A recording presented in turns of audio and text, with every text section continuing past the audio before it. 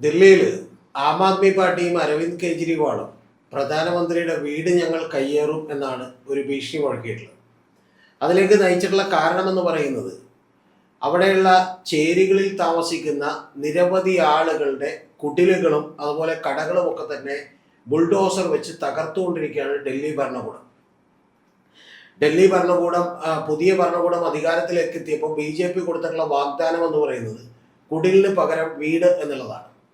ഡൽഹിയിൽ 2011 സെൻസസ് പ്രകാരം ഏതാണ്ട് 16 മില്യണോളം വരുന്ന ആളുണ്ട്. അതായത് 1,60,00,000 ആളുകളുണ്ട്.